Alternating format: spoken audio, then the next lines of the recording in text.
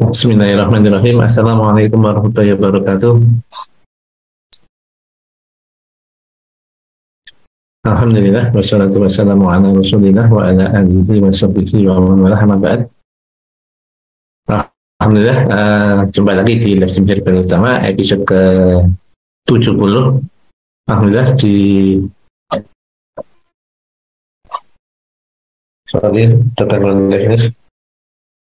Oke, di live Zoom episode ke-70 ini kita akan jumpa lagi dengan Pak Dr. Didit Akmal Hadi. Seperti pertemuan-pertemuan sebelumnya, pertemuan ini sifatnya lebih ke pembahasan secara medis ya, nanti info banyak disampaikan oleh Dr. Didit.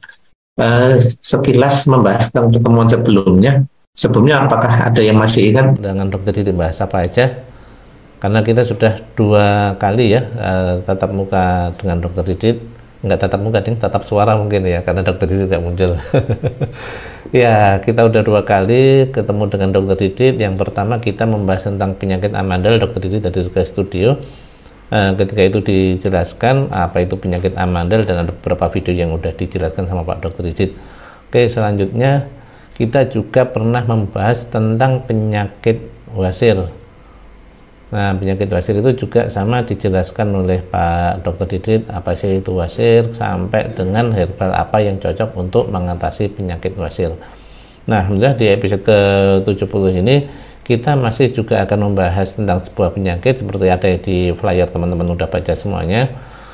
Kita akan membahas tentang penyakit batu ginjal. Nah, kan banyak sekali tuh teman-teman semuanya info atau rumor yang teman-teman mungkin dengar, teman-teman lihat di media sosial atau mungkin di tulisan-tulisan itu tentang bahaya kurangnya minum air putih, atau mungkin minuman tertentu seperti minuman bersoda atau minuman yang lain itu bisa menyebabkan berpotensi timbulnya batu ginjal. Saya juga membaca kemarin di sebuah portal kesehatan bahwasanya 1,5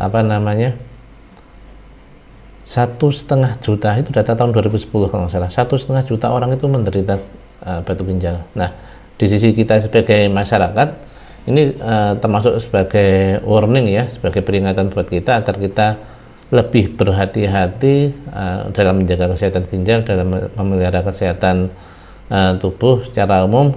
Tapi sebagai seller di produk herbal ini merupakan salah satu peluang untuk mengedukasi kepada konsumen agar bisa terhindar dari penyakit batu ginjal, tentunya dengan ikhtiar berupa mengkonsumsi obat-obatan atau mengkonsumsi obat-obat herbal yang untuk berfungsi mencegah timbulnya penyakit batu ginjal. Nah, oleh karena itu saya minta Dr. Didit untuk menjelaskan itu semua. Sebelumnya kita sapa terlebih dahulu Pak Dr. Didit. Assalamualaikum. Halo Pak Dokter. Pak Angga. Oke, gimana kabarnya Pak Dokter? Ya. Alhamdulillah. Saya juga ingin menyapa para teman-teman sobat herbal Ibu Utama semua. Selamat pagi. Assalamualaikum warahmatullahi wabarakatuh. Waalaikumsalam warahmatullahi wabarakatuh. Gimana Pak Angga kabarnya? Alhamdulillah sehat. Di Magelang akhir-akhir ini sering cuacanya dingin sekali, Dok. Apakah di Solo juga demikian? Oh, sama ya.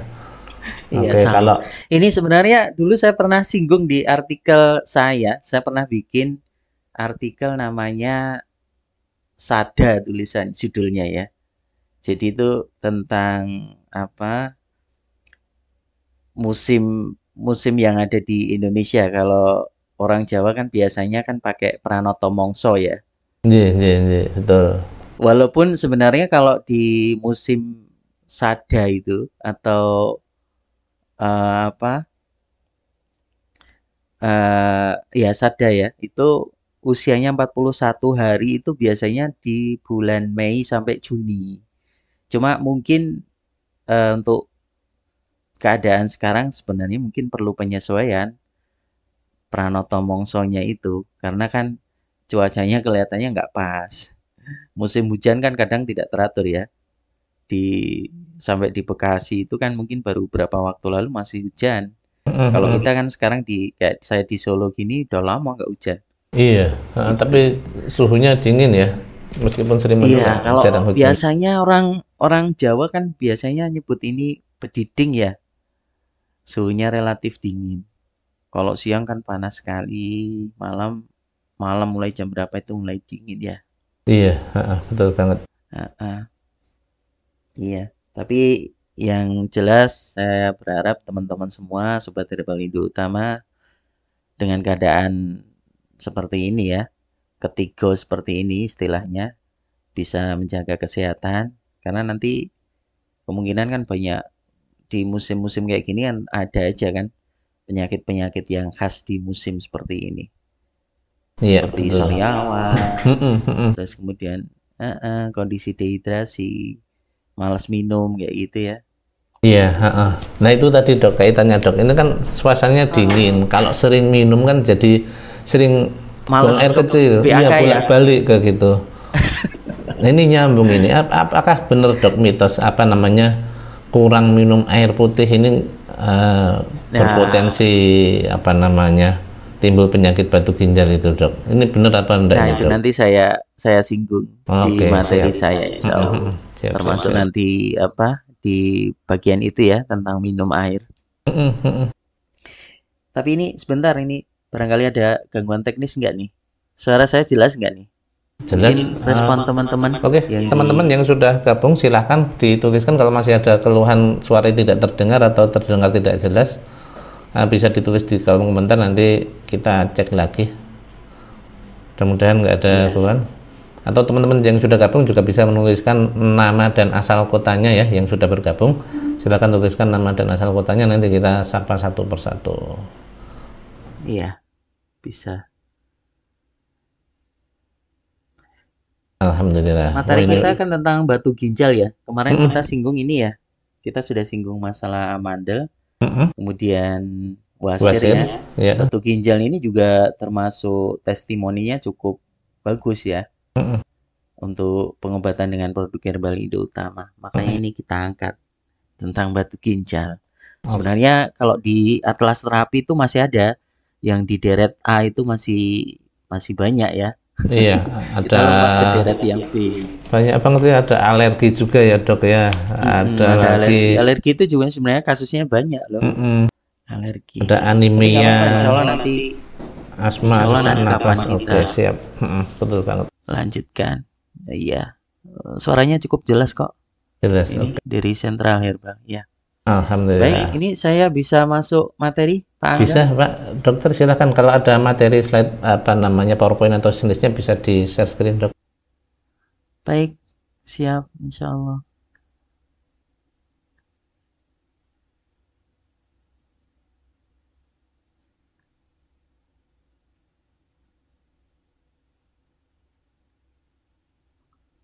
Udah kelihatan belum? Oke, sudah kelihatan dok. Ya. Baik, ini tentang batu ginjal ya. Kita melanjutkan tentang pembahasan di Atlas Terapi Herbal Indo Utama, termasuk ini ya, penyakit yang sering disampaikan di layanan konsultasi medis Herbal Indo Utama. Kemudian dari sisi produk kita punya produk-produk yang didedikasikan untuk kasus ini, untuk kasus batu ginjal. Tadi sempat disampaikan Pak Angga, jadi prevalensi penderita batu ginjal itu cukup tinggi ya. Kira-kira 6 dari 1000 orang. Kira-kira 6 dari 1000 orang itu dia mengalami batu ginjal. Baik itu disadari atau tidak, seringnya pasien itu baru merasakan kalau baru menyadari batu ginjalnya itu ketika sudah ada keluhan yang dirasakan. Nanti akan saya singgung keluhannya apa aja. Kita mulai ke slide berikutnya ya. Oke. Ya, ini kita lihat dulu ya anatominya, anatomi saluran kemih dulu, supaya nanti lebih paham.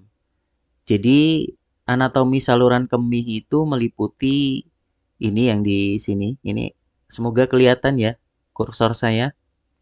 Kelihatan dok di Ginjal itu ada dua ya, ginjal. Iya. ada dua, kanan dan kiri, bentuknya seperti kacang. Ini ukurannya kira-kira satu genggaman telapak tangan. Jadi yang sebelah kanan ini hampir sama, ukurannya hampir sama, bobotnya juga hampir sama, sekitar 120 gram. Ukurannya seukuran kurang lebih setelapak tangan kita, 120 gram sampai 170-an gram. Kalau yang kanan tuh memang letaknya lebih tinggi. Dan ini subhanallah ya. Jadi organ-organ penting kita, ada liver, ada lambung, ada pankreas, ada limpa, ada ginjal, itu ternyata terlindungi kerangka kita. Ada rusuk, itu tulang rusuk yang memang melindungi. Kalau di bagian bawah ini kosong, ini tempatnya usus. Jadi relatif organ yang berongga ya. Jadi dia tidak apa? Dia lebih tahan terhadap goncangan atau benturan dibandingkan organ-organ padat seperti ini ya. Nah, ginjal itu ada dua, kanan dan kiri.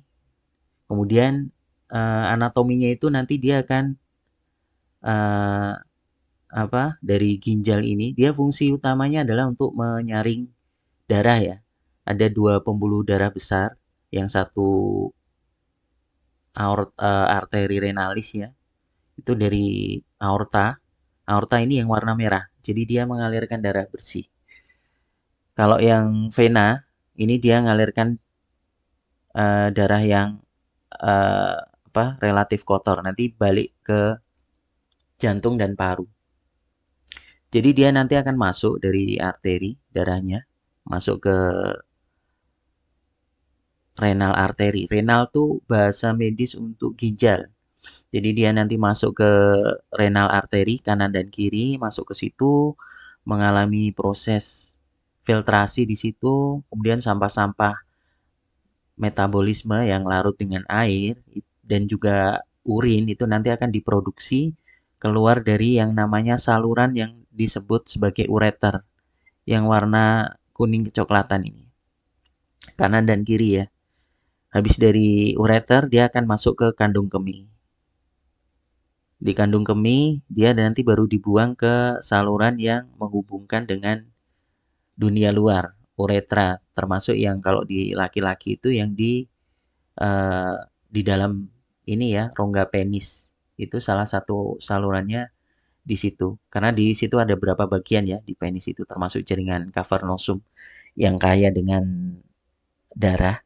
Itu yang menyebabkan kalau waktu ereksi itu penis bisa tegak itu karena di situ jaringan sponsnya terisi dengan darah. Kembali ke pembahasan saluran kemih. Jadi batu di saluran kemih itu bisa bermacam-macam. Bisa berada di ginjalnya sendiri, kemudian bisa di saluran ureter, bisa juga terbentuk di saluran kemih. Nah, pembahasan kita di batu saluran kemih yang di ginjal, batu ginjal. Batu ginjal sendiri nanti bisa terjadi di sini ya, di sini di ginjal sendiri dan di ureter. Karakternya hampir mirip. Slide berikutnya kita akan lihat sedikit tentang anatominya. Anatomi ini video animasi ya, biar lebih paham.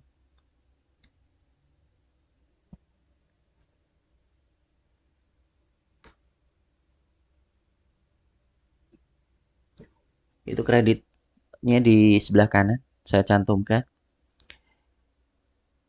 Jadi ini ginjal kita, ada dua bagian ya, kanan dan kiri, ukurannya sekitar 10 cm dengan lebar 5 cm, ketebalan sekitar cuma 2 sampai 3 cm. Beratnya cuma 120 dan 130 gram.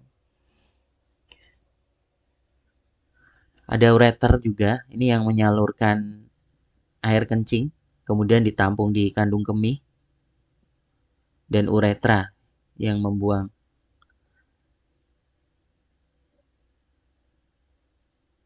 Nah, fungsinya utamanya adalah untuk menyaring ginjal, menyaring darah.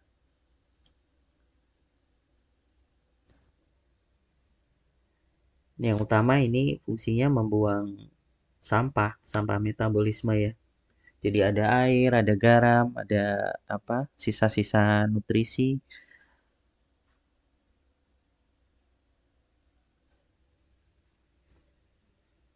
Nah, itu ada organ di atasnya, ada diafragma.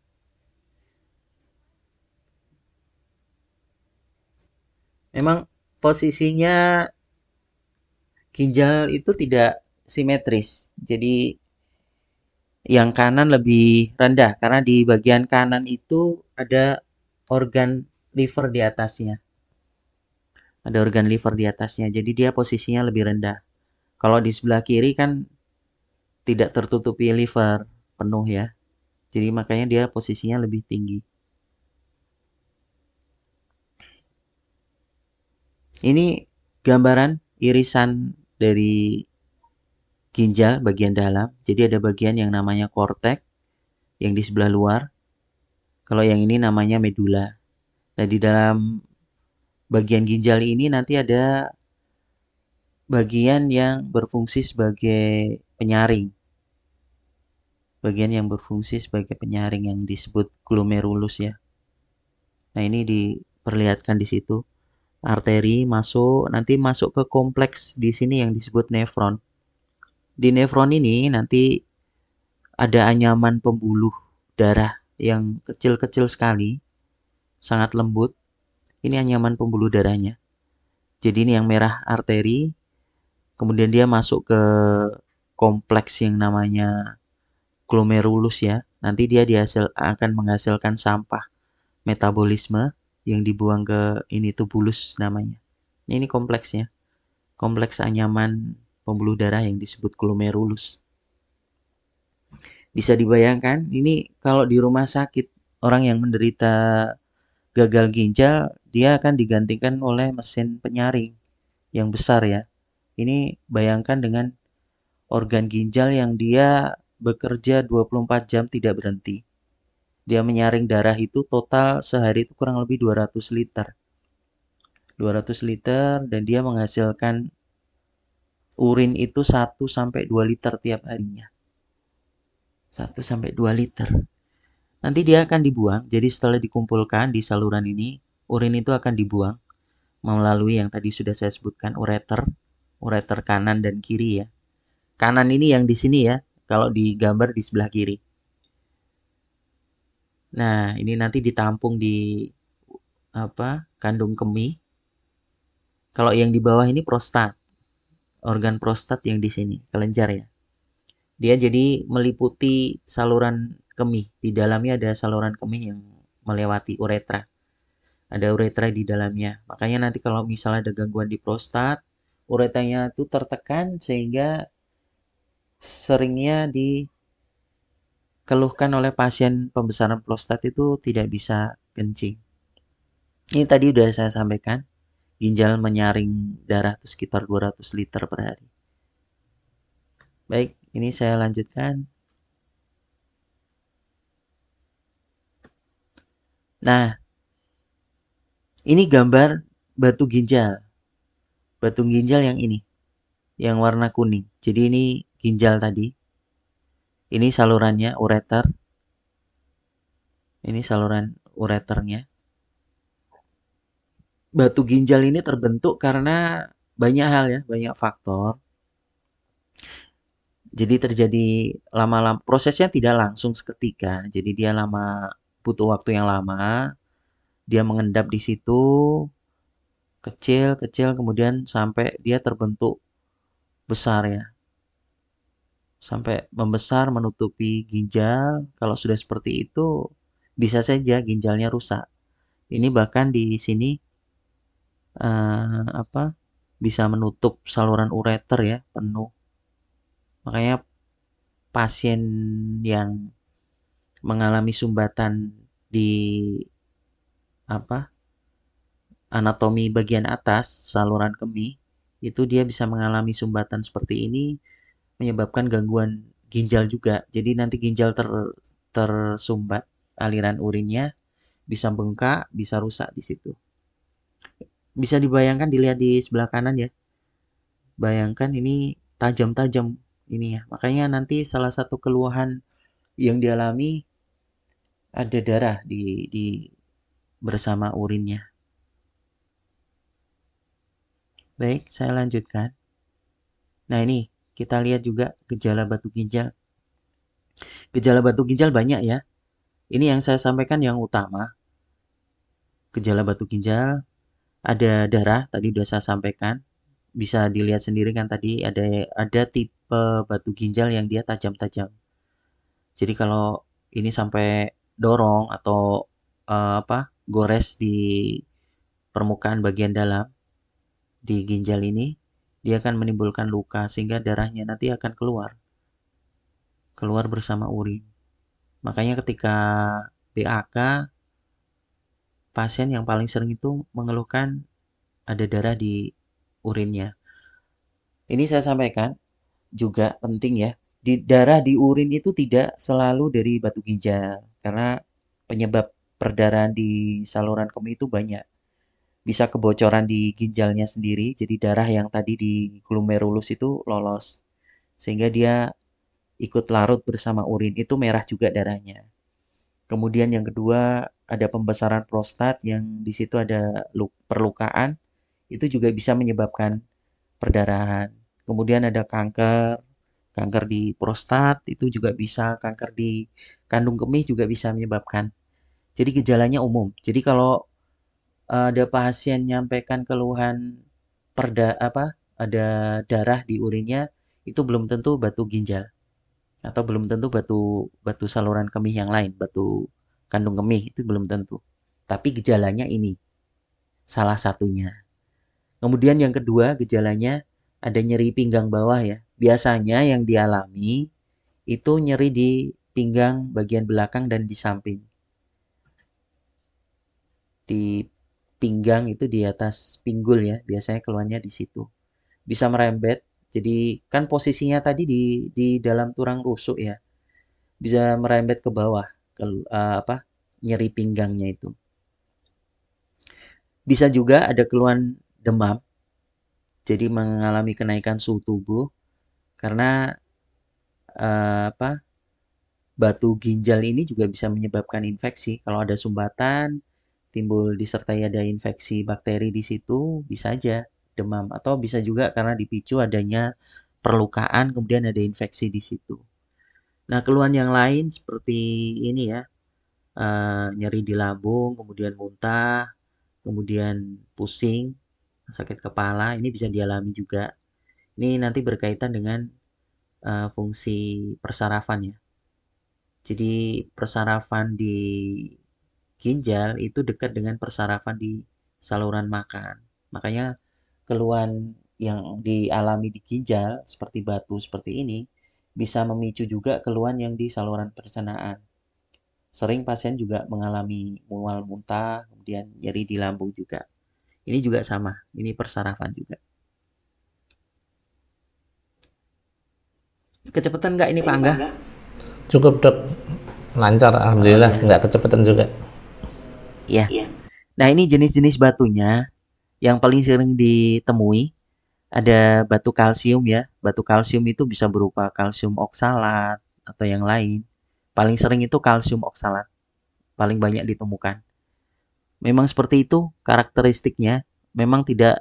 Kalau ini sebetulnya terhitung tajam juga. Ini bisa menimbulkan luka juga.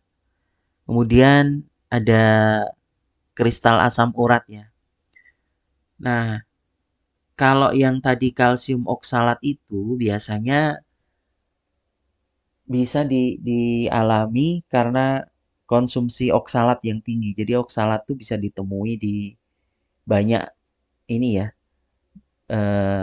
seperti sayur-sayuran seperti bayam. Kalau konsumsinya terlalu tinggi, minumnya kurang, itu juga bisa menimbulkan ini.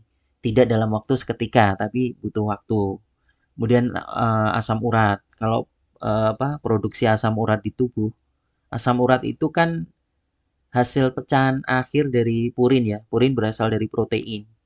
Jadi purin itu sendiri nanti banyak bisa dari luar. Jadi misal kita konsumsi sayuran yang tadi seperti bayam, kemudian emping itu kaya asam urat. Kemudian jeroan seperti jantung, hati, kemudian usus seperti itu dia juga kaya asam urat.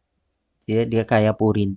Purin nanti pecahnya ke produk akhirnya berupa asam urat. Walaupun tubuh sendiri itu memproduksi asam urat juga. Dulu kayaknya kita pernah bahas juga ya Pak Angga tentang asam urat ya. Jadi asam urat ini saya pernah bikin tulisan juga di apa channel pengobatan itu. Dia fungsinya juga sebagai antioksidan di tubuh. Tidak selalu kalau konsumsi protein kita tinggi, bisa konsumsi proteinnya sebenarnya sudah rendah, tapi karena di situ banyak gugus radikal bebas di tubuh, akhirnya tubuh juga memproduksi asam urat dari dalam tubuhnya. Nah, itu memang nanti pembahasannya beda lagi ya, tapi ini hanya untuk tambahan aja. Jadi bisa terbentuk kalau apa produksi asam uratnya terlalu tinggi. Nah, ini asam urat ini juga yang menyebabkan gout artritis itu yang terjadi endapan di sendi-sendi ya. Biasanya kalau kita lihat ke pasien itu ada yang sampai sendi jempolnya itu sampai bengkok. Kemudian kalau di tangan juga sama seperti itu. Itu udah mengalami deformasi di situ. Ada juga bentukan yang lain, yang struvit. Kristal struvit ini biasanya diawali adanya infeksi bakteri di situ. Nanti ada endapan magnesium, fosfat sama yang lain, bentuk kristal yang struvit. Kalau yang sistein, yang kecil-kecil ini, dia biasanya ada gangguan di metabolismenya. Jadi sebenarnya sistein ini tidak bocor ke ginjal, tapi dia jadi bocor ke ginjal, mengendap di situ. Secara umum sebenarnya pembentukan macam-macam tipe batu ginjal ini hampir sama. Jadi dia mengalami pengendapan di ginjal dalam waktu yang cukup lama, sedikit-sedikit sampai dia nanti membentuk kristal yang berukuran lebih besar. Kalau udah besar seperti itu dia nempel ya, udah nempel, nggak bisa keluar di situ. Itu yang beresiko nanti yang tadi saya sebutkan menimbulkan sumbatan. Nah ini faktor resiko batu ginjal yang tadi di judul udah disinggung juga tentang dehidrasi. Dehidrasi ini kondisi kita kekurangan cairan di tubuh. Biasanya gejala yang dialami kan jelas ya, rasa haus seperti itu. Dehidrasi itu bisa dialami kalau kita kurang minum itu jelas. Cuman masalahnya kadang dengan kondisi sekarang ini yang musimnya dingin, sebenarnya tubuh kita itu dehidrasi. Tapi karena kita merasa kencing terus, jadinya males minum ya. Dehidrasi seperti itu. Kurang minum itu juga bisa dialami ini kalau sedang mengalami demam juga ya. Jadi secara tidak langsung keringat kita tuh membuang cairan di tubuh. Nah, cairan di tubuh kita itu sebenarnya kan keluar lewat banyak tempat ya. Satu lewat kencing, kemudian lewat BAB, kemudian lewat keringat. Bisa juga kalau mual muntah, bisa keluar lewat muntahannya, seperti itu. Nah, itu harus waspada kondisi dehidrasi. Harus waspada. Nah, yang kedua ada diet juga. Ada penyebabnya. Diet ini maksudnya makanan. Jadi faktor makanan yang di situ dikonsumsi dalam jumlah yang banyak. Yang tadi saya sebutkan kayak seperti bayam tadi ya, yang kaya oksalat. Yang kaya oksalat nggak cuman bayam aja, ada coklat, ada kacang-kacangan, itu juga kaya oksalat. Nah, kita mesti waspada juga kalau konsumsi makanan-makanan tersebut seperti coklat, bayam, kemudian minuman soda seperti Coke, nggak usah sebut merek ya, Coke istinya, itu kan dia kayak ini juga, kayak namanya santin. Santin itu juga bentuk pecahan dari purin, bentuk pecahan dari purin. Nah, itu juga dia bisa menyebabkan pengendapan kristal di situ. Kemudian yang kedua tentang diet ini makanan yang kaya garam. Kaya garam tuh maksudnya natrium. Nah, eh sekarang itu kan banyak jajan-jajan yang relatif asin dan manis ya. Kalau yang asin itu kan banyak ini ya snack-snack yang asin seperti itu. Itu mesti waspada. Jangan lengah maksud saya. Jadi lihat di bagian belakang berapa kandungan garamnya. Coba lihat kalau misal kita makan mie instan aja ya. Di situ ada yang mie instan, nggak sebut merek ya. Pokoknya di situ ada mie instan yang kadar garamnya ada yang 900-an, ada yang 1000, ada yang 1400. Padahal kita mesti waspada. Kebutuhan garam harian kita itu hanya 1400 miligram. Kalau kita makan mie, satu bungkus yang dia kandungannya 1400, itu jatah harian kita makan garam itu udah habis. Nah, itu mesti waspada karena nanti garam itu sendiri dia akan menarik cairan. Kalau dalam jangka lama, kalau cairan tertimbun, terikat dengan garam, konsumsi kita tidak berubah, pola diet kita masih sama seperti itu akan menyebabkan peningkatan tekanan darah. Ini yang nanti akan menjadikan hipertensi di waktu yang akan datang. Ini jadi penyakit metabolisme lagi. Bayangkan, kadar endapan di kristal urin, kristal di ginjal, ditambah ada masalah lagi di penyakit metaboliknya. Nah, untuk bilang tadi. Itu kaitannya dengan diet. Kemudian ada juga riwayat. Ini maksudnya riwayat itu bisa riwayat penyakit batu ginjal sebelumnya atau riwayat di keluarga. Ada kecenderungan secara genetik itu kalau di keluarga ada yang mengalami batu ginjal, ada kecenderungan keturunannya pun juga mengalami batu ginjal. Seperti itu. Nah, itu harus waspada. Kalau dulu pernah mengalami batu ginjal, ada kemungkinan nanti akan bisa mengalami lagi, bisa kambuh lagi batu ginjalnya. Kemudian obesitas. Obesitas ini juga berhubungan dengan peningkatan kasus batu ginjal ya. Jadi kalau kelebihan berat badan itu biasanya ada perubahan di komposisi urinnya. Ada peningkatan pembuangan kalsium juga. Kalsium sendiri tadi kan di depan bisa membentuk kristal batu ginjal juga ya. Ini mesti waspada. Kemudian ada kondisi medis juga yang berkaitan dengan resiko batu ginjal. Banyak ya, seperti infeksi saluran kemih. Infeksi saluran kemih ada bakteri atau virus yang di situ, ada bakteri di situ. Itu beresiko meningkatkan pembentukan batu ginjal juga kalau tidak segera ditangani. Jadi nanti urinnya jadi lebih keruh, kemudian lebih pekat ya, itu juga berisiko mengendap. Belum lagi misal ada sumbatan batu ginjal sebelumnya di bawah, di bagian bawah, entah di mana, di kandung kemih, menutupi saluran uretra tadi, atau di ureter, itu juga bisa meningkatkan pembentukan batu ginjal di atasnya. Jadi malah bertumpuk-tumpuk itu nanti batu ginjalnya. Nah, kemudian kondisi medis itu juga bisa ya kalau riwayat dari hasil pemeriksaan asam uratnya itu selalu tinggi, itu juga beresiko untuk mengendap di ginjal. Kemudian ada penggunaan obat dan suplemen. Ini mesti berhati-hati juga. Obat dan suplemen seperti vitamin C yang dalam dosis tinggi itu mesti waspada. Harus diiringi dengan konsumsi minum air putih yang banyak. Karena vitamin C sendiri itu nanti akan bisa berikatan dengan oksalat. Jadinya membentuk kristal oksalat di batu ginjal. Mesti waspada. Kemudian juga konsumsi kalsium yang dalam dosis tinggi. Itu juga beresiko. Kan banyak suplemen ini ya. Suplemen kalsium atau mungkin dalam bentuk susu seperti itu. Itu mesti waspada. Harus diiringi dengan konsumsi minum air putih yang lebih banyak. Ini faktor resiko batu ginjal. Nah, kita akan lihat tindakan medis yang dilakukan. Ada URS. Nah, apa ini URS? Ini banyak sebenarnya tindakan medis yang dilakukan. Saya ingin memperlihatkan aja supaya punya gambaran kalau di medis itu tindakannya seperti apa. Nah, URS itu ureteroskopi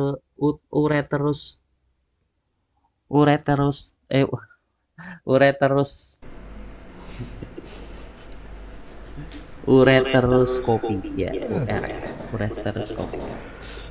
Jadi nanti prosedurnya dia dimasukkan. Ini di bawah bius total ya, general anestesi. Tadi sudah saya jelaskan anatominya. Nanti ini akan dimasukkan tabung melalui kemaluan. Yang jelas melalui uretra. Kalau wanita juga ada uretranya kan, saluran kemihnya itu. Cuman kan tidak seperti laki-laki, tidak sepanjang laki-laki. Ini masuk sampai ke kandung kemih, kemudian nanti dia bisa juga dimasukkan selang kecil. Ini fungsinya untuk memberikan warna, jadi dia disuntik kontras di situ. Kalau udah disuntik kontras, fungsinya apa? Nanti untuk mengetahui posisi batu ginjalnya ada di mana. Nah, itu biasanya nanti habis itu kan difoto ya, difoto ronsen, kelihatan kelihatan posisi batu ginjalnya. Kemudian nanti ada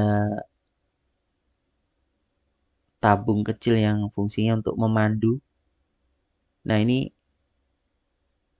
nanti dia akan, nah ini bagian yang ureteroskopinya itu di sini.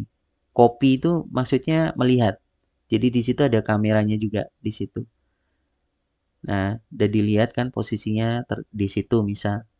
Nah, ini nanti akan dilakukan tindakan penyinaran laser, baru nanti diambil.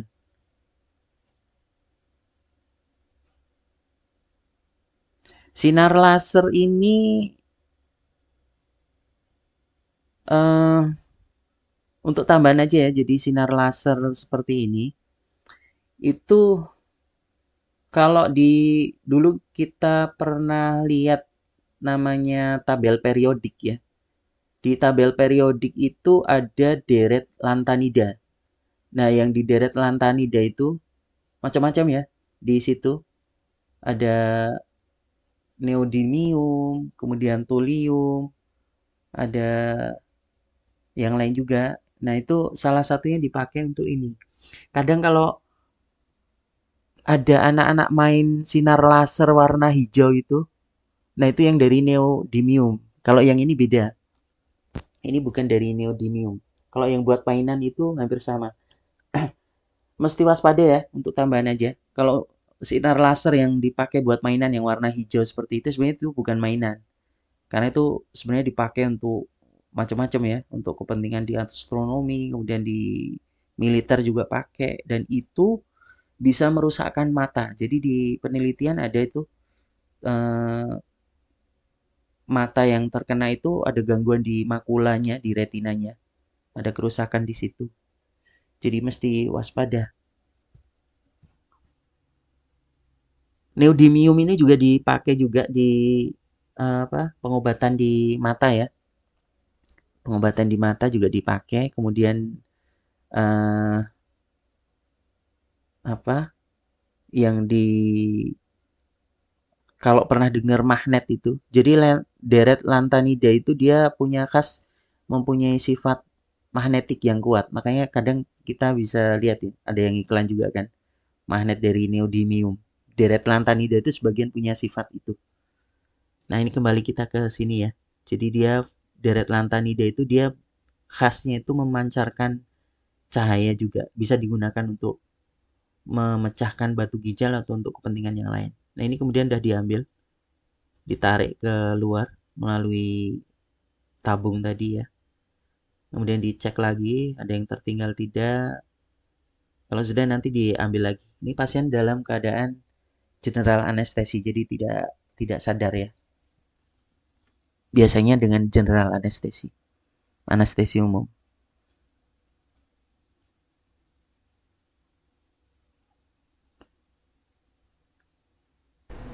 Saya cepatkan aja ya. Oke, lanjut dok. Mm-mm. Ada tindakan yang lain juga, nanti beda ya. SWL. SWL itu apa nih? SWL itu ya, Shockwave. yang pakai Ah, gelombang itu dok. ya, shockwave lithotripsy, lithotripsy. Jadi kalau shockwave itu dia pakai gelombang kejut. Jadi tidak dengan prosedur seperti tadi ya. Harus dibius total seperti itu. Ini anatominya tadi udah dijelaskan, saya jelaskan yang itu aliran urin ya. Sampai nanti terbentuk batu ginjal ya. Nah, ini alatnya yang digunakan. Jadi dia memberikan gelombang kejut ke situ. Nah, ketika diberikan gelombang kejut seperti itu, dia nanti akan menggetarkan batu-batu ginjal yang ada di dalam. Kalau udah getar, nanti dia diharapkan bisa pecah ya, jadi kecil-kecil seperti itu. Nah, kalau udah kecil, dia bisa keluar sendiri. Nah, ini kadang kadang resikonya juga dia bisa merobek ini ya, atau melukai ureter sama uretra. Di kandung kemih juga bisa. Nanti dia akan larut, jadi terbuang. Nah, yang biasanya kalau laki-laki karena saluran uretranya lebih panjang, ada yang mengalami keluhan di situ, agak sakit ketika keluar. Karena ukurannya kan tidak bisa diseragamkan ya, pecahannya. Nah, itu disaring kalau ini. Baik, ini SWL ya, shockwave. Pernah ini Pak Angga? Pernah dengar ya SWL ya? Iya, pas ke rumah sakit khusus bedah itu ada layanannya, bedah Ada urologi. layanannya. Ha-ha. Heeh. Nah, ini tindakan yang lain, jadi dipasang JJ stand ya. JJ stand itu seperti kawat ya. Bentuknya memang nanti seperti huruf J, double. Jadi dipasang di situ itu temporer. Ini tadi udah ya pembahasan.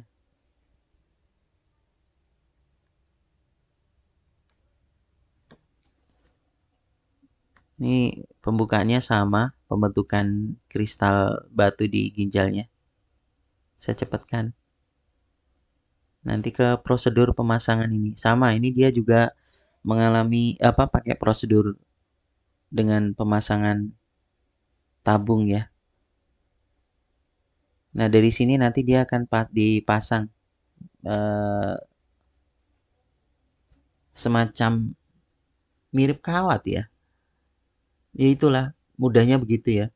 Jadi itu fungsinya bukan kawat ya, tapi menyerupai tabung. Kalau kawat kan padat ya. Nah, tabungnya ini fungsinya dia supaya nanti apa saluran kemihnya itu terutama ureternya itu dia dalam keadaan lebih longgar, terbuka. Nah, kalau sudah dia longgar gini, ini nanti dia jadinya diharapkan batu ginjal terutama yang kecil itu dia bisa lewat. Nah, kalau sudah bersih, nanti diambil lagi. Itu ada lengkungan mirip huruf C, makanya disebut CC stand. Tuh. Masih ada lagi tindakan yang satu ya.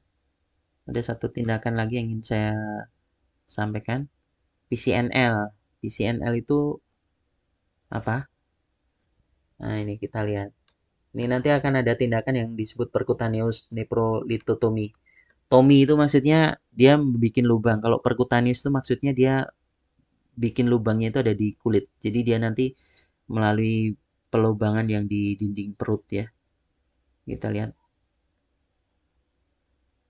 Ini dia sama pembentukan batu ginjal. Sama meliput tindakan radiologis ya. Nah, ini ditusuk dari situ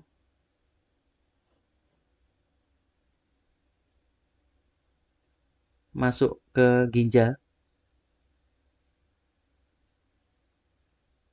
Neprolitotomi. Jadi nanti tomi itu kan membuat lubang. Jadi nepro itu ginjalnya. Kalau percutaneous kan lewat kulitnya. Jadi nanti dia menembus ke ginjal, masuk ke dalam ginjal. Nah, itu nanti hampir sama sih tindakannya. Cuma dia kan tidak masuk lewat saluran kemih. Nah, ini ditembak laser juga. Baru nanti diambil. Semacam pakai kawat ya.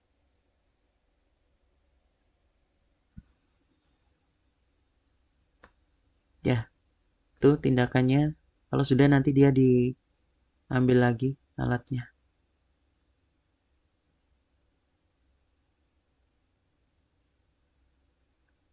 Ya gitu ya.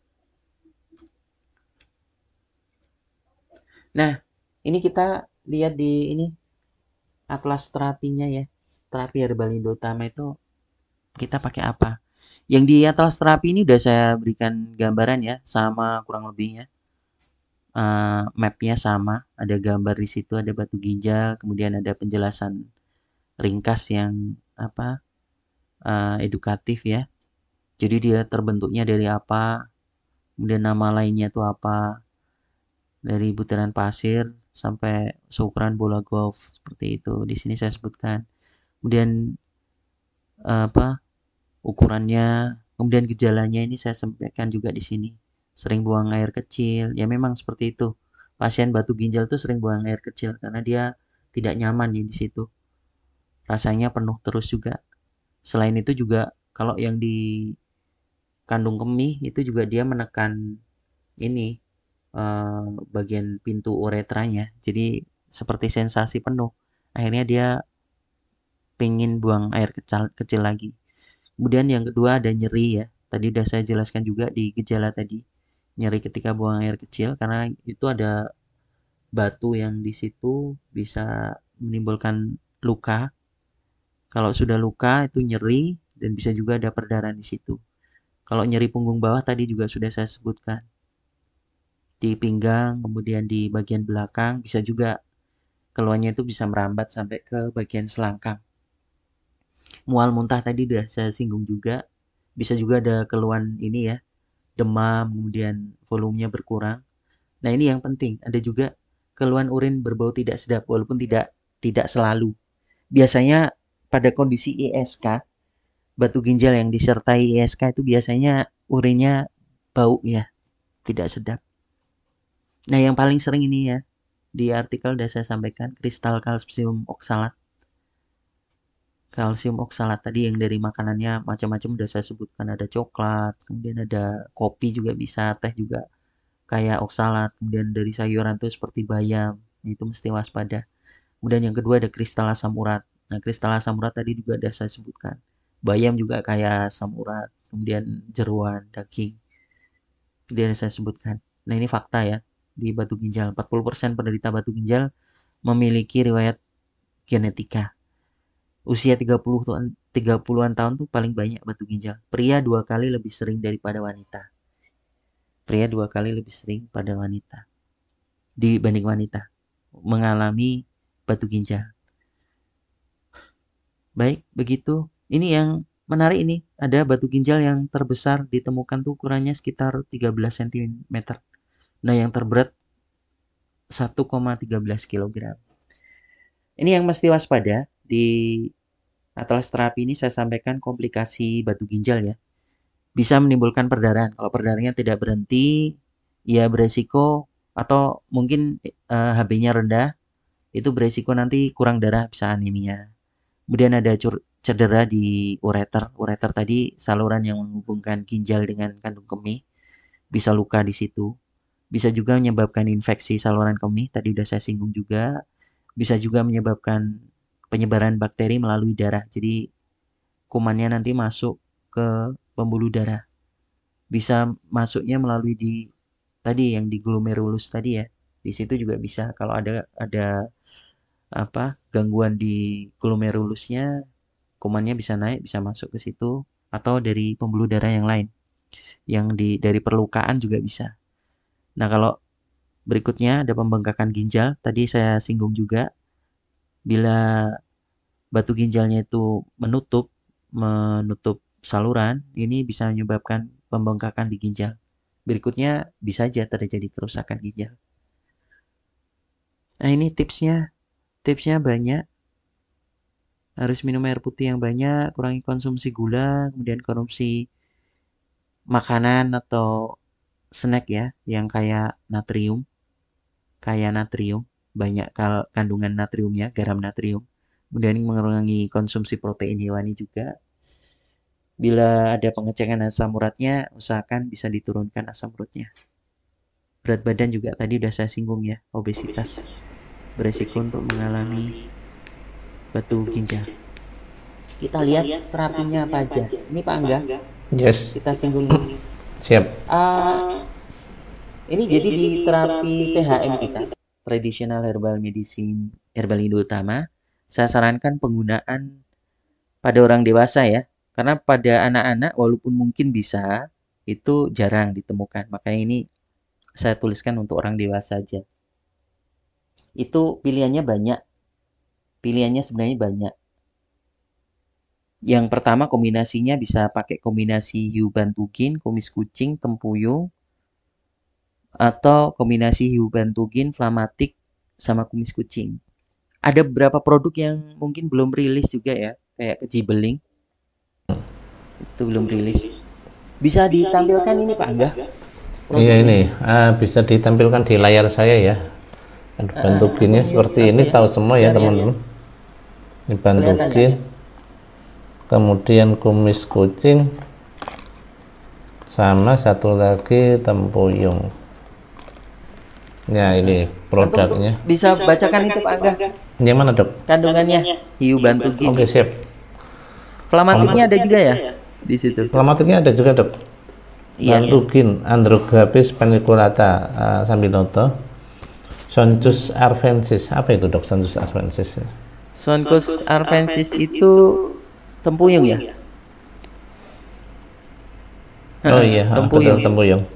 Orthosiphon aristatus voltivul. Orthosiphon itu kumis kucing. Kumis kucing. Kemudian Ginura segetum. Ginura segetum daun dewa ya? Daun dewa. Oke, itu komposisinya bantugin. Kita beda dikit-dikit ya. Oke, boleh. Bantugin tadi ada kandungan yang pertama sambiloto. Sambiloto itu keempat-empatnya ada sambiloto, kemudian ada daun dewa, kemudian ada tempuyung, kemudian satu lagi kumis kucing ya. Jadi empat herbal itu dia secara ini dia diuretik semua. Sebenarnya diuretik semua. Cuma nanti bertingkat-tingkat ya. Yang paling kuat itu ada kumis kucing. Itu diuretik yang lebih kuat. Kemudian ada tempuyung. Itu kalau saya itu di bawahnya, kekuatannya di bawahnya kumis kucing. Kekuatan diuretiknya. Kemudian yang lain tadi ada sambiloto itu juga diuretik. Kemarin kita sudah singgung ya tentang sambiloto ya Pak Angga. Yang di pembahasan amandel kan kita singgung juga ya. Jadi sambiloto itu dia punya khasiat untuk anti peradangan. Tapi yang di sini kita gunakan dia khasiat diuretiknya. Kemudian di sambiloto dan di sambiloto dan di kumis kucing itu dia diuretik, namun di situ ada kandungan kaliumnya. Ini yang beda dengan diuretik yang dari obat-obatan dokter. Kalau diuretik obat-obatan yang digunakan dari dokter itu ada furosemid, ada spironolakton. Nah, yang kayak furosemid seperti itu dia ketika konsumsi seperti itu tidak seketika untuk menghancurkan batu ginjal. Bedanya apa? Karena di situ dia harus diiringi dengan konsumsi kalium lagi dari luar.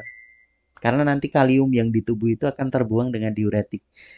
Bedanya apa? Herbal yang digunakan seperti kumis kucing, kemudian ada sambiloto, dia diuretik namun dia ada kandungan kaliumnya.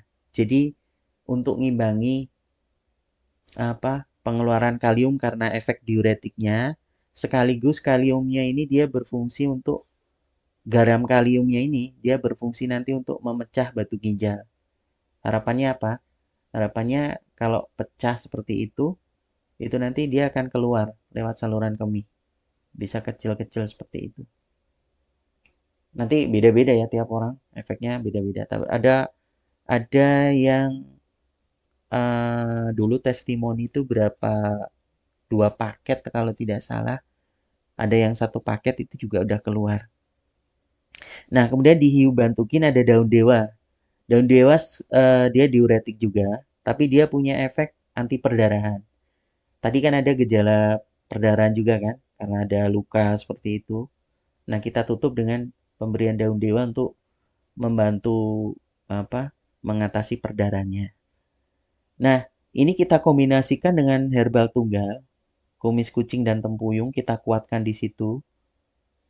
kumis kucing dan tempuyung. Ini untuk tambahan. Tadi sebenarnya sudah ada di hiu bantukin. Jadi sebenarnya kalau dengan hiu bantukin aja sebenarnya juga sudah cukup. Tapi kalau mau lebih kuat, efeknya bisa diharapkan lebih cepat. Kita kombinasikan kumis kucing dan tempuyung dengan hiu bantukin ini. Kemudian bisa pakai kombinasi yang kedua, hiu bantugin, flamatik, dan kumis kucing. Nah, kumis kucing ini juga sama ya, saya pakai di sini juga, saya masukkan kumis kucing. Kumis kucing ini dia juga punya efek dia punya kandungan kalium yang tinggi juga. Nanti ada yang lain juga karena dia punya khasiat di kumis kucing ini dia untuk kasus ISK dia bisa digunakan. Hiu bantugin juga bisa pada kasus ISK. Nah, kenapa saya tambahkan flamatik di sini? Flamatik itu dia diuretik juga, eh, tapi dia punya khasiat untuk anti perdarahan juga. Jadi nanti dia kombinasi dengan daun dewa, untuk mengatasi kasus perdarahannya bila diikuti perdarahannya, bila ada luka di situ. Jadi bisa digunakan kombinasi hiu bantukin, flamatik, kumis kucing, atau kombinasi yang pertama, hiu bantukin, kumis kucing, tempuyung. Gitu Pak Angga. Oke, Tergambar oke. ya? Iya, tergambar sekali, Dok. Baik, saya lanjutkan.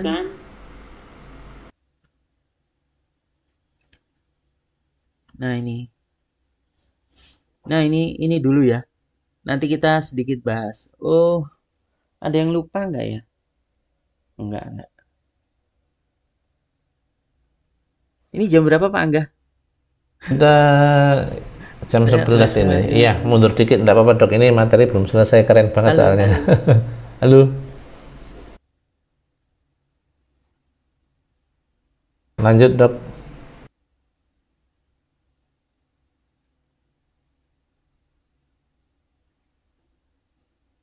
Kenapa? Iya, lanjut, Dok. Loh, saya hilang lagi ya. Oh iya. Saya kira hilang ininya. Oke, siap.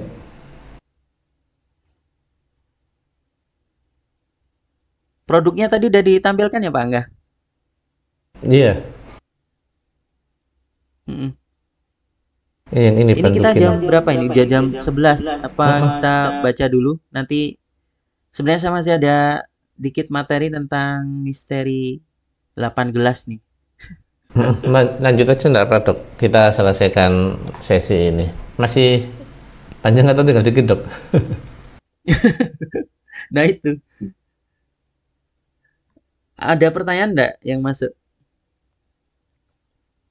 Sejauh ini nggak ada pertanyaan, Dok. Cuma tadi ada apresiasi menarik sekali materinya seperti kuliah gitu, Dok. Terlalu berat nggak ya? Ada yang nge-raise hand ini Pak Wahyudi. Ada yang mau ditanyakan atau gimana Pak Wahyudi? Mungkin dibuka Ya, aja silakan. mic-nya. Bisa disampaikan. Mbak Wahyudi Pertanyaannya silakan nggak apa-apa. dibuka mic-nya.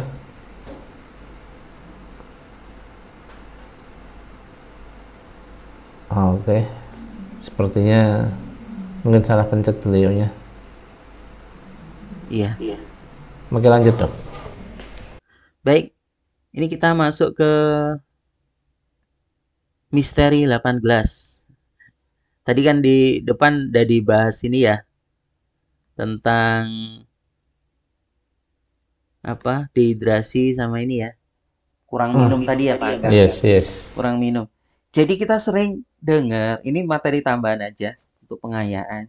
Kita sering dapat saran 8 gelas, minum 8 gelas sehari.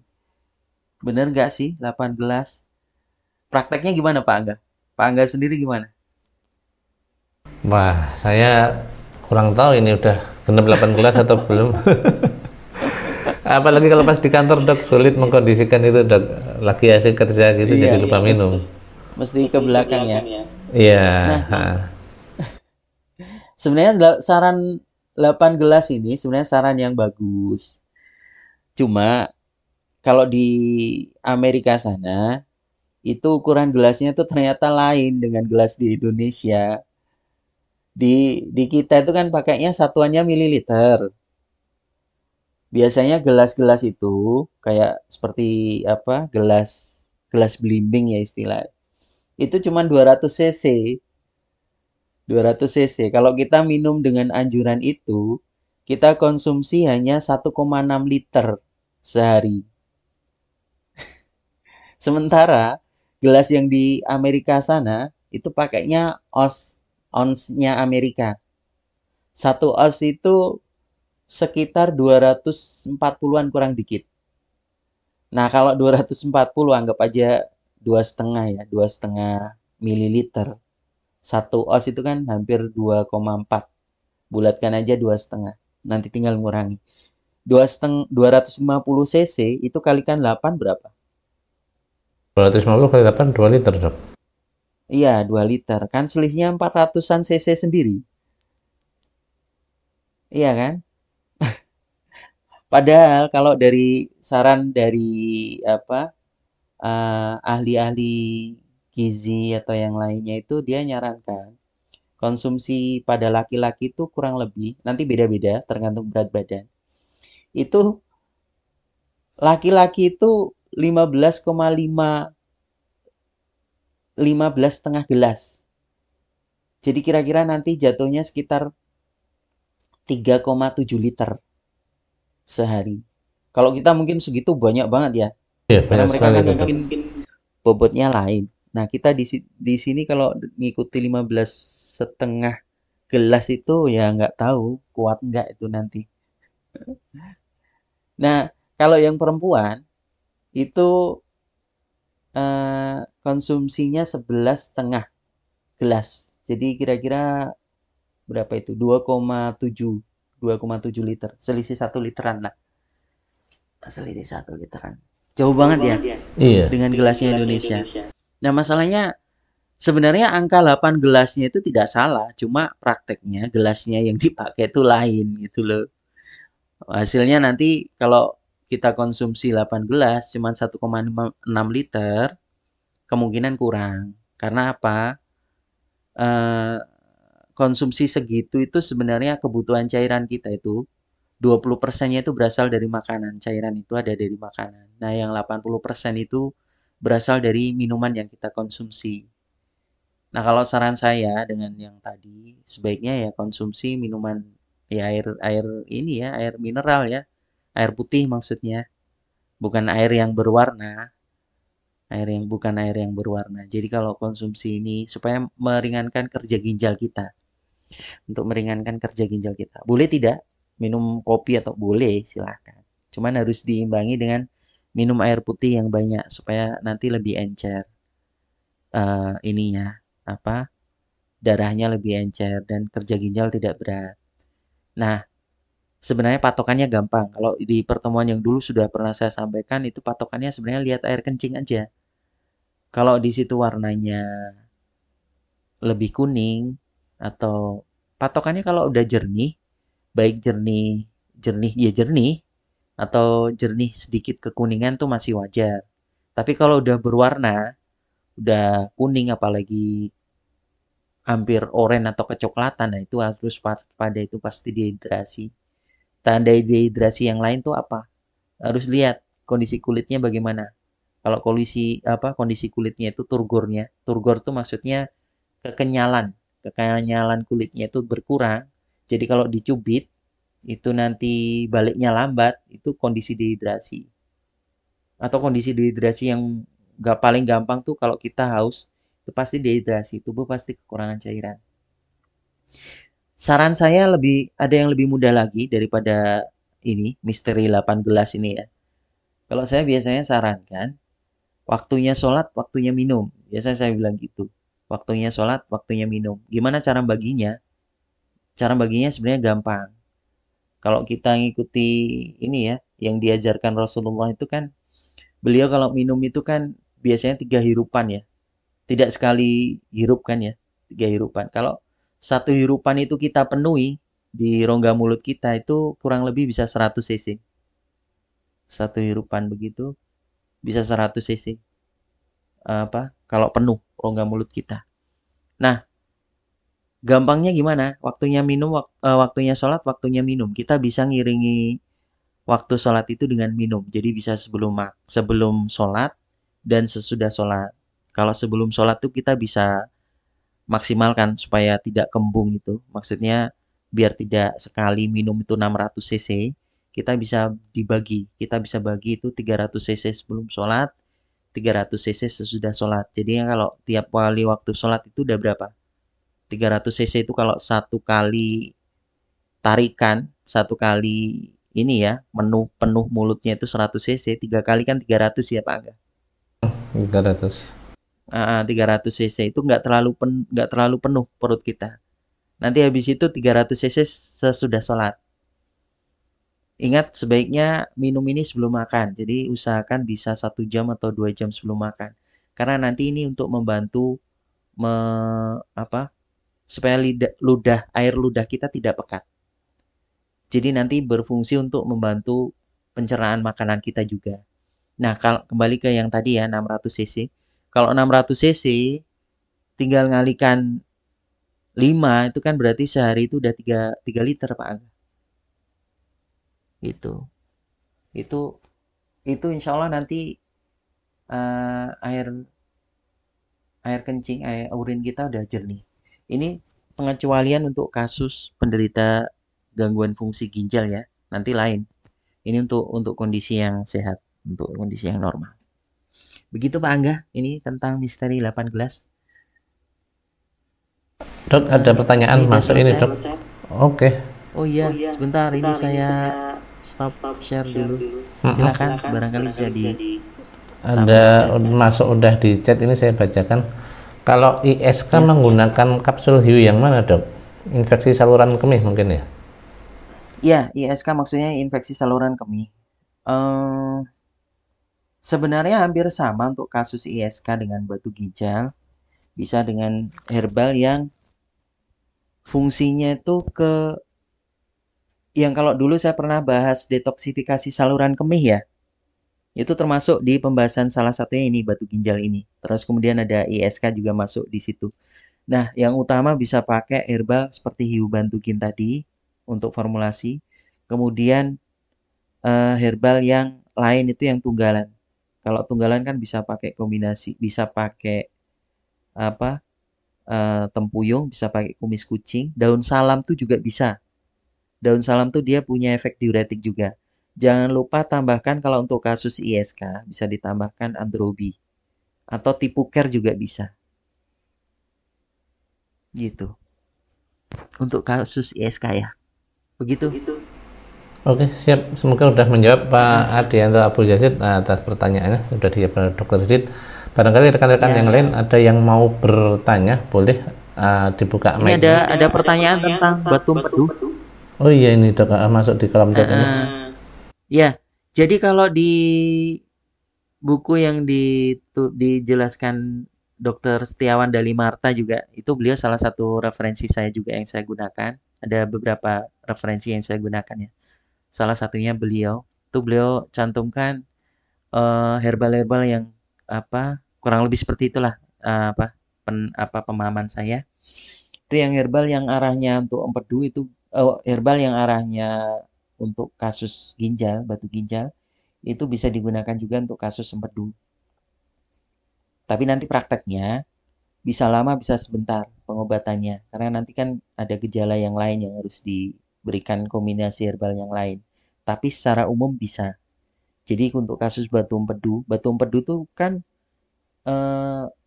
terbentuk sludge atau lumpur atau kristal juga bisa. Kristalnya lunak ya. Itu ada di saluran empedu. Biasanya karena gangguan di metabolisme kolesterol. Jadi produksi cairan empedunya meningkat. Kemudian ada faktor yang lain seperti dehidrasi, kurang minum juga. Itu juga bisa memicu pembentukan batu empedu. Itu bisa gunakan juga hiu bantugin, kemudian kumis kucing bisa juga, tempuyung bisa juga. Pada kasus yang lain, saya juga gunakan kombinasi yang lain juga, seperti androbi itu bisa saya gunakan juga. Karena di situ dia ada kandungan temulawak ya, temulawak, kemudian ada kandungan sambiloto juga di androbi, ada jombang juga di situ. Jombang untuk pembuang racun, kemudian temulawak dia kolagokum memicu produksi saluran empedu dengan catatan kalau saluran empedunya itu tidak tersumbat sempurna. Kalau tersumbat, nah itu yang mesti waspada. Tapi kalau masih bisa ngalir, itu bisa pakai temulawak supaya nanti dia dorong batu empedunya itu terbuang, atau kalau kecil, kalau dia sludge gitu bisa kebuang. Tapi kalau dia ukurannya lebih besar, selama tidak tersumbat dia masih bisa pakai temulawak, pakai antrobi. Begitu. Mungkin yang mau apa? Angkat tangan silahkan bila Anda tanya. Oke, teman-teman yang sudah gabung, kalau mau ada yang tanya, oh ini langsung ada diketik dok di kolom chat. Untuk anyang-anyangan itu gimana dok, penyebab dan solusinya? Anyang-anyangan itu sebenarnya gejala ya, bukan penyakit. Anyang-anyangan itu kan bisa sensasi nyeri atau tidak nyaman di saluran kemih. Penyebabnya banyak. ISK bisa juga, ada infeksi bakteri bisa, kemudian apa? eh, batu saluran kemih yang ada di kandung kemih itu juga bisa menyebabkan anyang-anyangan. Kalau seperti itu, yang utama tetap pakai hiu bantukin supaya nanti lebih lancar. Memang tidak nyaman karena orang anyang-anyangan itu kan biasanya kencingnya sedikit berhenti ya, sedikit berhenti. Bisa aja ada peradangan di situ. Jadi bisa diberikan tambahan androbi. Bisa diberikan tambahan androbi di situ. Jadi bisa pakai dua, hiu bantukin sama androbi. Gitu. Penyebabnya tadi udah saya sampaikan ya, solusinya juga sudah. Oke, mungkin kita buka untuk satu penanya lagi dok, karena sudah lebih dari 15 menit. Silakan rekan-rekan semua yang mau bertanya, silakan di kolom chat atau langsung raise hand, angkat tangan boleh. Kita buka untuk satu pertanyaan lagi.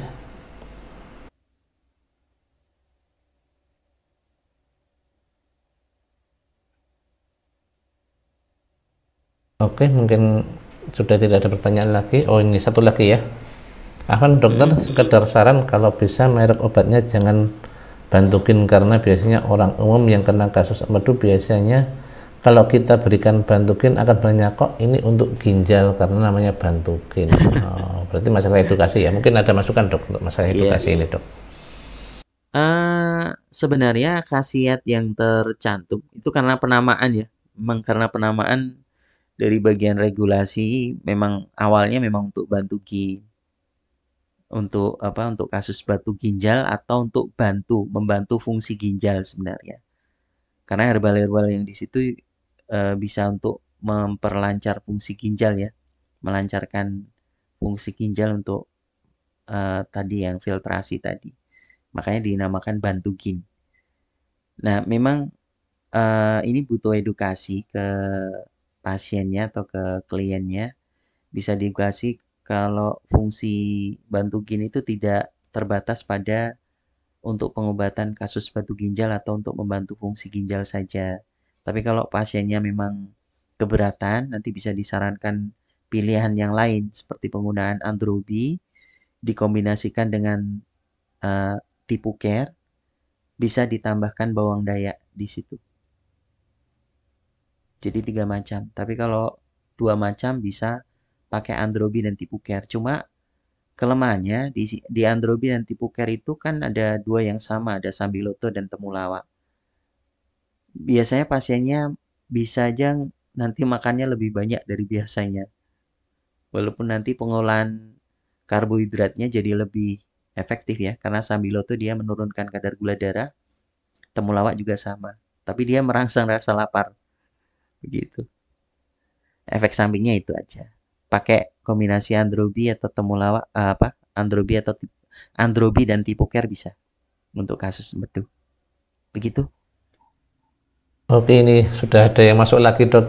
Mau dibaca sekalian atau udah cukup dok? Iya, nggak apa-apa. Sekalian ya. Aja masih bisa. Oke, ini dari Pak Arif. Kalau gagal ginjal dengan batu ginjal, beda penanganan dok? Beda penanganan. Penanganan dari sisi apa dulu? Kalau dari sisi medis tentu beda ya. Kalau pasien gagal ginjal itu kan artinya gagal ginjal itu kan ada penurunan fungsi ginjal. Kalau batu ginjal itu dia ada ada endapan, ada gangguan metabolisme yang menyebabkan endapan di batu ginjal. Jadi beda. Walaupun batu ginjal itu nanti pada tahap berikutnya kalau terjadi sumbatan yang tadi saya jelaskan bisa menimbulkan gagal ginjal juga, gangguan fungsi ginjal, ada pembengkakan ginjal sampai nanti gangguan fungsi ginjal di gagal ginjal juga. Bisa juga. Kalau penanganannya lain. Kalau penanganannya lain, kalau batu ginjal kita sarankan minum banyak, tapi kalau di gagal ginjal biasanya oleh dokter kan akan dibatasi jumlah cairan yang dikonsumsi, tergantung kemampuan ginjalnya. Karena ginjalnya itu udah turun fungsinya. Jadi dia untuk membuang cairan itu terbatas kemampuannya. Makanya dia dibatasi minumnya dan dibatasi konsumsi yang lainnya seperti konsumsi rendah garam. Kalau persamaannya sama, penanganannya kalau dari sisi herbal, saya sarankan dari sisi samanya ya.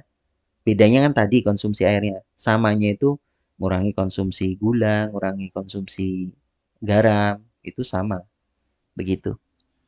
Begitu ya untuk ini. Semoga Oke. terjawab ya Ya, pertanyaannya. Pak Arif semoga terjawab. Kemudian ada pertanyaan lagi, Dok. Solusi minum satu botol 600 ml secara bertahap nggak langsung habis, udah pengen pipis terus. Jadi males minum banyak. Ini gimana, Dok? Itu tadi dibagi aja. Bisa aja itu masih masa penyesuaian. Masih masa penyesuaian. Jadi kalau di awal-awal kita sedang membiasakan minum air banyak, biasanya kita akan mengalami keluhan seperti itu. Tapi kalau nanti sudah terbiasa, itu nanti keluhan sering kencingnya akan berkurang selama fungsi organ kita normal. Nah, solusinya untuk tahap awal penyesuaian seperti itu, saya sarankan dibagi aja. Seperti tadi sudah saya sampaikan, waktunya sholat, waktunya minum. Jadi nanti bisa 300 cc sebelum sholat, kemudian nanti 300 cc sesudah sholat. Bisa diberikan jarak setengah jam sebelum sholat, sama nanti setengah jam sebelum sholat, sesudah sholat. Oke, the last question ya ini ya, Dok ya. Sudah hampir setengah 12 ini, kasihan teman-teman yang sudah Oh iya. menjelang waktu zuhur di tempatnya. Oke, ini pertanyaan terakhir, pankreatitis kronis EC, apa ada herbalnya, Dok? Pankreatitis kronis. Iya, EC apa maksudnya? Et kurang tahu causa. ya, Pak. Mungkin ininya bisa memberikan penjelasan. Pak Hendra mungkin bisa dilengkapi pertanyaannya.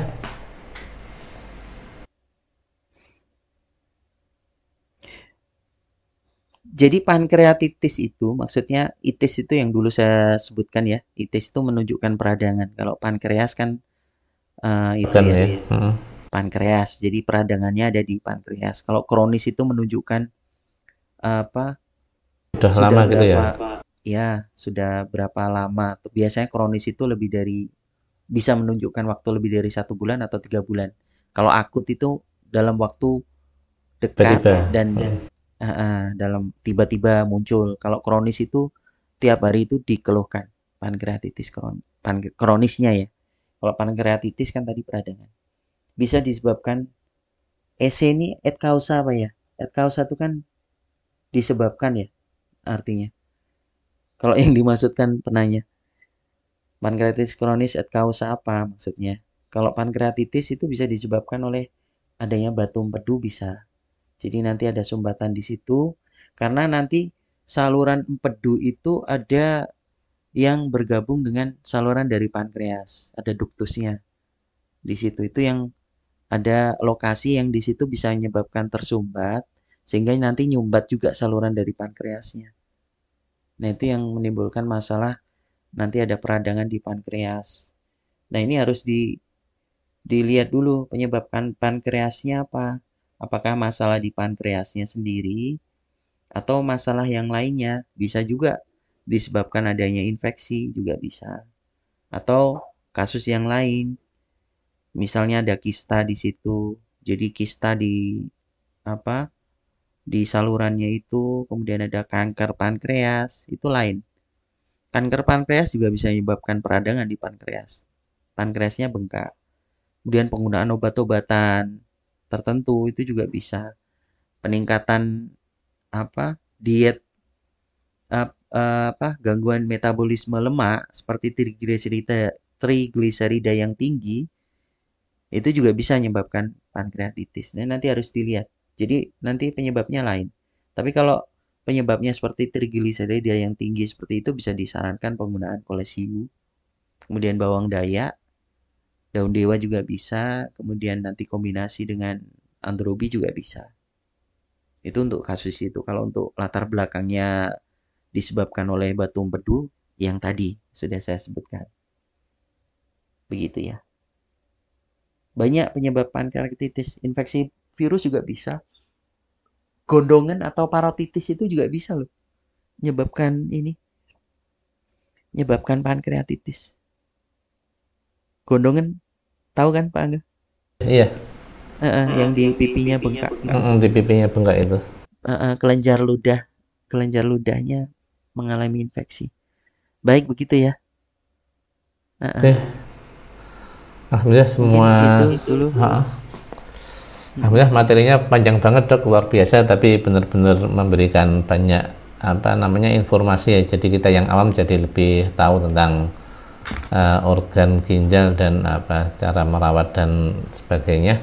Dan alhamdulillah pertanyaan-pertanyaan sudah terjawab semua. Mudah-mudahan sudah bisa memberikan gambaran bagi yang bertanya. Mungkin kalau ada closing statement Dok untuk penutupan acara pada pagi hari ini, monggo silakan. Belum ada. Silakan bisa antum tutup closing. Oke, terima kasih Pak Dokter atas materi dan sesi tanya jawabnya. Terima kasih teman-teman yang sudah bergabung di awal sampai akhir, baik di live Zoom maupun di Instagram. Mohon maaf apabila ada salah-salah kata dan perbuatan. Insya Allah kita berjumpa lagi di live Zoom yang akan datang. Terima kasih. Assalamualaikum warahmatullahi wabarakatuh. Waalaikumsalam.